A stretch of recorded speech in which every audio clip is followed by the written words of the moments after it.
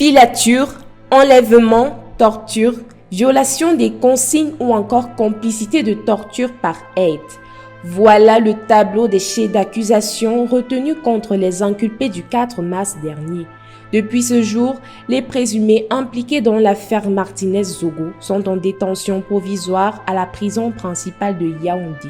Pour l'heure, aucune communication officielle du ministère public n'a été faite pour fixer l'opinion. Les avis des proches du disparu, quant à eux, restent mitigés.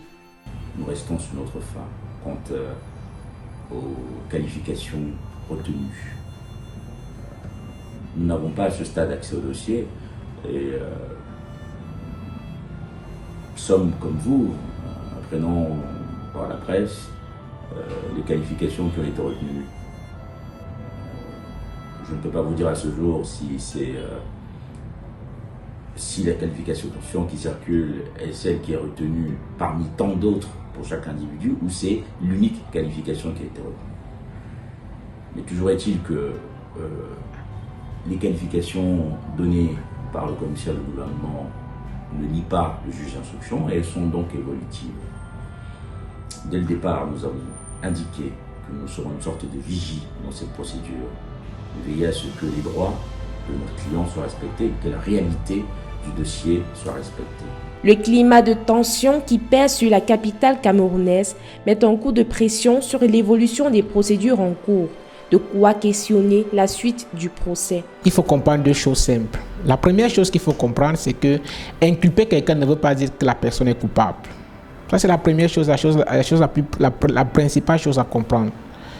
Parce que jusqu'à ce que un jugement définitif soit rendu, toutes les personnes qui sont dans l'emprise de cette procédure sont encore sous la présomption d'innocence. Donc, inculper quelqu'un veut dire simplement qu'il y a des indices qui peuvent attester, des indices qui peuvent permettre qu'on puisse continuer l'enquête, on puisse approfondir. C'est ça simplement que ça veut dire. Maintenant, la deuxième chose qu'il faut comprendre, c'est que on peut inculper 100 personnes. On peut inculper une personne. Ça n'a pas une grande importance parce qu'à la fin de l'inculpation, le juge d'instruction qui est chargé de cette affaire peut disculper toutes les personnes qui ont été inculpées. L'attente du verdict se fait de plus en plus ressentir et une question qui taraude les esprits, à quand les obsèques de Martinez-Zogo? On dit qu'elle serait organisée à l'issue de l'enquête préliminaire. Mais vous voyez vous-même que l'enquête préliminaire vient à peine de terminer, d'être close. Donc la famille est en train de s'organiser. Aucune date à ce jour n'a été fixée, aucun programme en soi n'a été établi. Donc le moment venu, dès que nous aurons l'information, nous verrons à ce que vous soyez au courant suffisamment tôt. D'autre part, les concepts juridiques évoqués dans l'affaire en cours créent un véritable embouteillage. Verdict, décision, ordonnance, mandat de dépôt provisoire. De quoi s'abreuver à la source. C'est que ce sont des expressions à connotation principalement pénale qui découlent pour la plupart de nos textes juridiques en ce qui concerne l'administration de la justice. On peut retrouver certains en ce qui concerne la procédure civile, on peut retrouver certains en ce qui concerne la procédure pénale, et en tout cas lorsqu'une décision de justice est rendue. D'ailleurs, ça m'amène à parler du premier vocable qui est le verdict.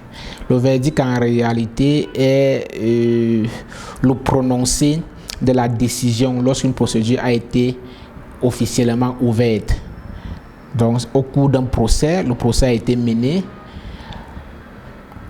à bon port, si on peut le dire ainsi, et à la fin du procès, le juge qui présidait l'audience est appelé à rendre un verdict. Donc c'est la décision, la sentence finale. Et ça c'est en droit, de façon en procédure judiciaire. Maintenant, pour ce qui est de l'autre vocable, l'ordonnance, Je voudrais dire cela que l'ordonnance n'est pas forcément une ordonnance de médecin. C'est encore là une expression juridique qui découle ou alors qui témoigne de l'appartenance ou de la particularité, de la singularité d'un juge. En matière pénale, on parle d'une ordonnance lorsque le juge d'instruction a fini de poser ses actes. En ce temps, il prend une ordonnance. Le feuilleton de l'assassinat de Martinez Zogo semble encore très long. L'implication des hommes en tenue dans le coup impose la poursuite des suspects devant une cour spéciale, le tribunal militaire.